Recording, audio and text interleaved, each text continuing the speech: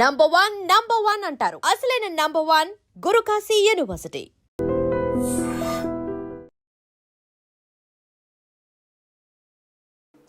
నమస్తే, welcome back to IT media. నేను మీ ఝాన్సీ. మనకి ఇప్పుడు సమ్మర్ సీజన్లో ఉన్నాం కాబట్టి టక్కున ఎవరైనా ఆయాసం వచ్చినా, నీరసం వచ్చినా, కొంచెం నాకు నీరసంగా అనిపిస్తుంది అనగానే మన ఫ్యామిలీ మెంబర్స్ తెచ్చిచ్చేది కొబ్బరి నీళ్ళు. ఆ కొబ్బరి నీళ్ళ మీద కూడా ప్రకృతి పరంగా వచ్చినా కానీ చాలా అపోహలు ఉంటాయి. ఎక్కువగా తీసుకుంటే ఏదో పొటాషియం లెవెల్స్ పడిపోతాయని, లేకపోతే వేరే సీజన్లో తీసుకోకూడదు, వర్షాకాలంలో తాగకూడదు, చలికాలం తాగకూడదు, ఇవన్నీ చెప్తూ ఉంటారు. చాలామందికి డౌట్ ఏంటంటే కొబ్బరి తినొచ్చా, తినకూడదా, రెండు కలిపి తినొచ్చా, తినకూడదా? మీ సందేహాలన్నిటికీ ఒక మంచి సొల్యూషన్ అయితే ఈరోజు చెప్పబోతున్నాము. ప్రస్తుతం అంతా ఉన్నారు ఆయుర్వేద వైద్యంలో 35 ఏళ్ల అనుభవం ఉన్న చిట్టుబుట్ల మధుసూదన్ శర్మ గారితో మనం ఉన్నాము. ఈరోజు కొబ్బరి నీళ్ళు వర్సెస్ కొబ్బరి తినచ్చా, తినకూడదా, ఈ విషయాలు తెలుసుకుందాం. నమస్తే సార్. నమస్తే సార్, ఇన్ఫర్మేషన్ ఎక్కువైపోవడం వల్ల కానివ్వండి, లేకపోతే ఒక రాంగ్ కంటెంట్ చెప్పే వాళ్ళ వల్ల కానివ్వండి, అన్నిటికీ డౌట్స్ వస్తూ ఉంటాయి అన్నమాట. జనరల్గా బయటకు వెళ్ళి ఒక ఫాస్ట్ ఫుడ్, ఒక మంచూరియా చేయండి, ఫ్రైడ్ రైస్ చేయండి అని ఈజీగా చేసి తెచ్చుకొని తినేస్తుంటారు.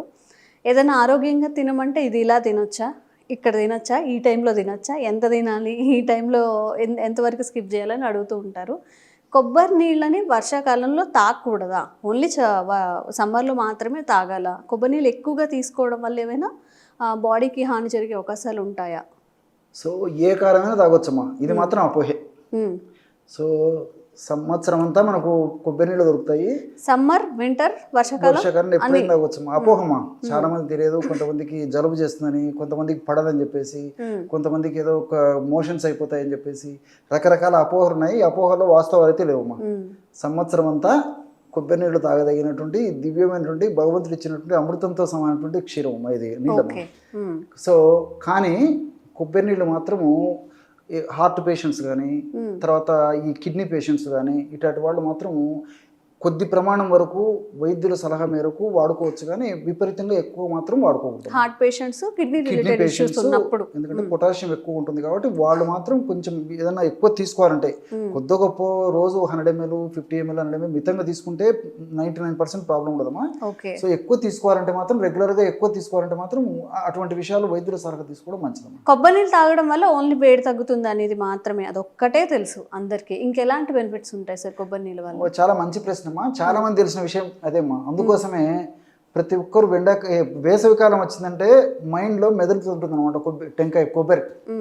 సో దారిలో పోయినప్పుడు కూడా అప్పుడే స్పెసిఫిక్గా చూస్తుంటారు కొబ్బరి వైపు, కొబ్బరికాయల వైపు, లేకపోతే పట్టించుకోరు. సో హ్యూమన్ టెండెన్సీ, నేచర్ అది. మిగతా అంతా బిర్యానీ ఫాస్ట్ ఫుడ్స్ మీదనే పోతుంది తప్ప వేసవికాలం అనేసరికి ఎక్కడైనా ఇట్లాంటి కనిపిస్తే కొంచెం చెరుకు రసం కానీ, కొబ్బరి నీళ్ళు కానీ, పళ్ళ రసాలు జ్యూస్ జరుగుతుంటుందమ్మా.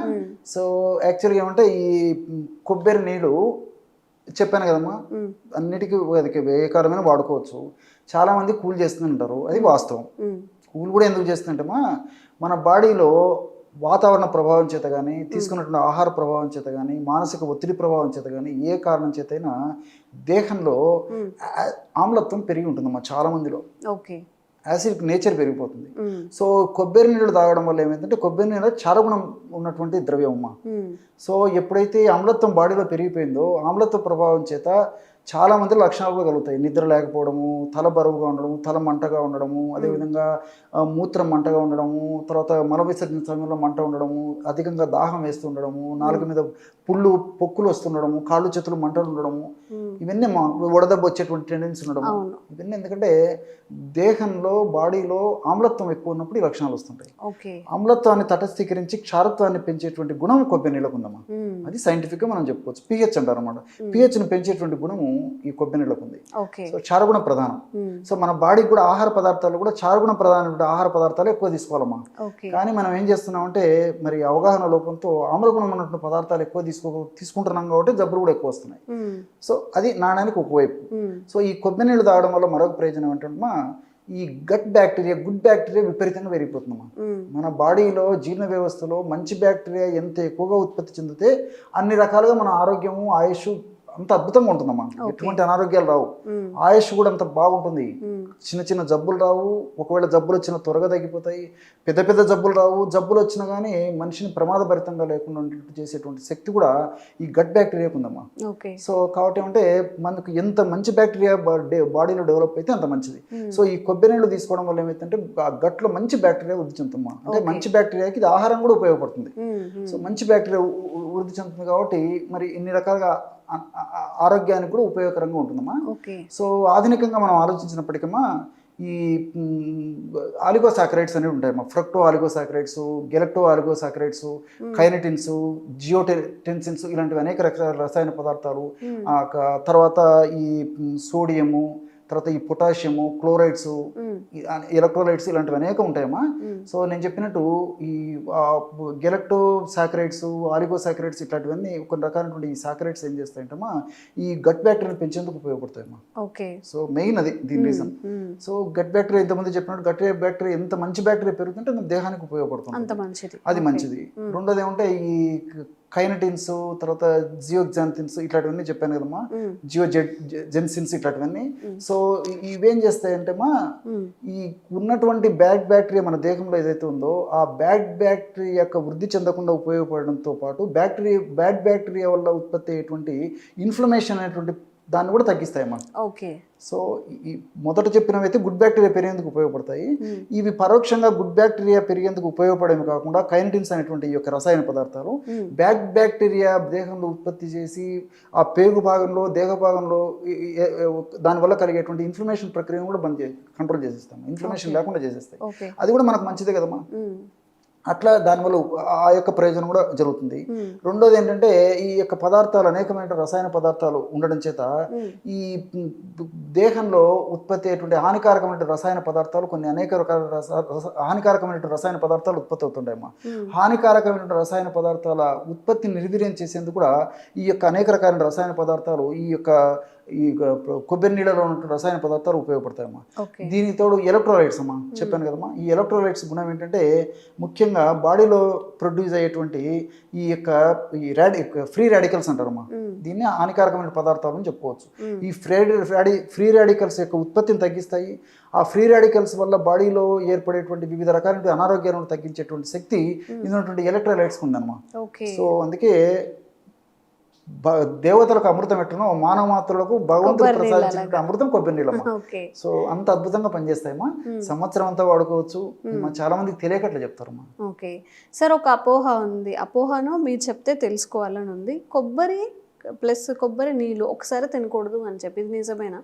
ఇది కూడా అపోహ, అవగాహన లోపం చేత వాళ్ళ మనసులో ఏర్పరచుకున్నట్టు భావాలు అవన్నీ.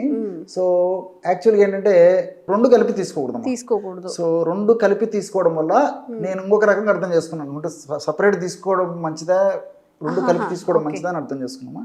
సో రెండు కలిపితే తీసుకోకూడదమ్మా. ఎందుకంటే కొబ్బరి నీళ్లు దాంట్లో ఎలక్ట్రోలైట్స్ ప్రభావం చేత కానీ, చక్కెరల ప్రభావం చేత కానీ, ఇతర కెమికల్స్ ప్రభావం చేత కానీ, పోషక విలువల ప్రభావం చేత కానీ ఇమ్మీడియట్గా శక్తినిచ్చేటువంటి ద్రవ్యం కాబట్టి కొబ్బరి నీళ్ళు తాగినటువంటి వెంటనే బ్లడ్లో కలిసిపోయి ఇమ్మీడియట్ ఎనర్జీ వచ్చేదానికి ఉపయోగపడుతుంది. కానీ కొబ్బరి ఇందులో ఫ్యాట్స్ అనుకోనివ్వండి, ఇతర పదార్థాలు అనుకోనివ్వండి, జీర్ణం కావడం టైం పడుతుందమ్మా.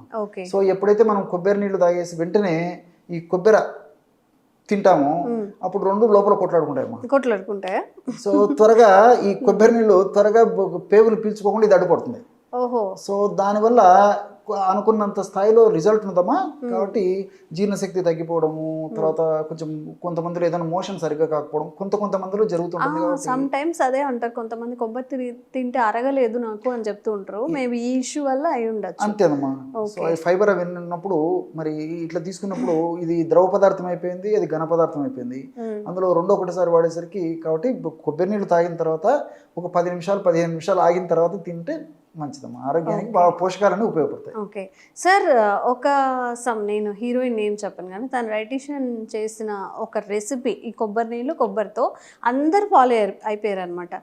లైక్ ఈ కొబ్బరి ప్లస్ కొబ్బరి పాలు తీసుకొని కొబ్బరి వాటర్ వేసేసి మొత్తం మిక్సీ చేసేసి ఒక చిన్న ఇలాచీ వేసి దాన్ని ఒక డ్రింక్గా తీసుకోవడం అనేది, ఇది కరెక్టేనా? తీసుకోవచ్చా?